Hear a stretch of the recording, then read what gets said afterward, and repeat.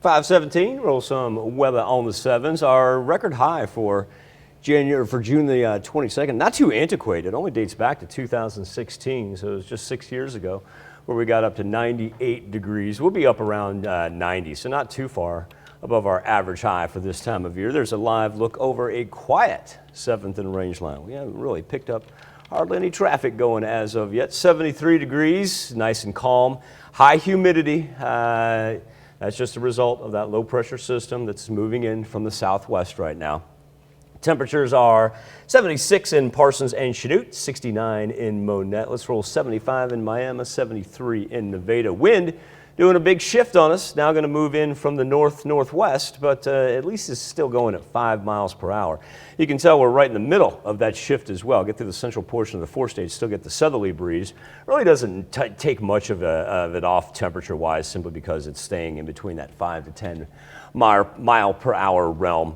Here's the system that we were talking about, giving us some rain up in our far northern counties. We do see some bouts of heavy rain there around Garnett. And it's also packing lightning right along that little mini, almost a small little horseshoe is what we got right there. And speaking of horseshoe shapes, it's kind of arcing around us as it takes off from New Mexico, then loops through Kansas.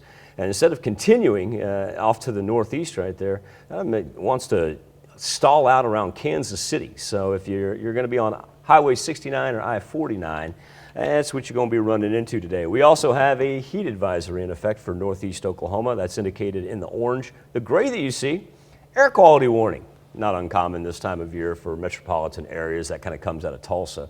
Right there is what that's indicative of, and surrounding areas.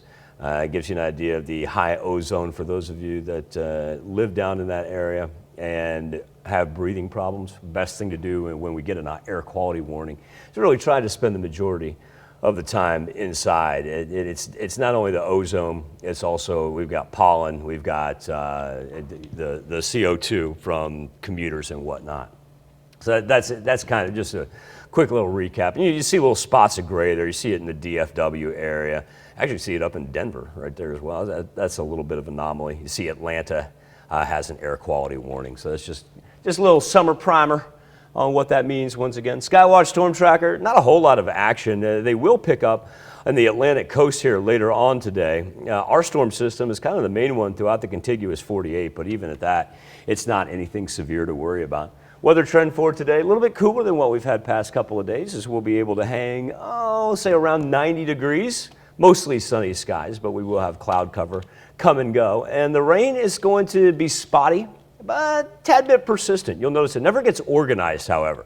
This is a pretty weak front. It's never able to gather a whole lot of energy and, rip through a good line. It's just kind of, you get bouts right there. You get 10, 15 minutes of heavy rain, and that'll push through all the way into Thursday night. And so really it's got a couple of days of it here, but the severe thunderstorm risk map shows that we don't even qualify in the marginal category. And once you get into that lighter green, that is simply just good old-fashioned summer rain. We can say summer now. This will be our first full day of summer. Back-to-back 90s with the rain on Wednesday and Thursday, then lock in for Friday and Saturday. Those are going to be scorchers. Those heat advisories, those will probably turn to some excessive heat warnings and be much more widespread throughout the four states before a nice little cold front arrives for next week and drops us back down into the 80s.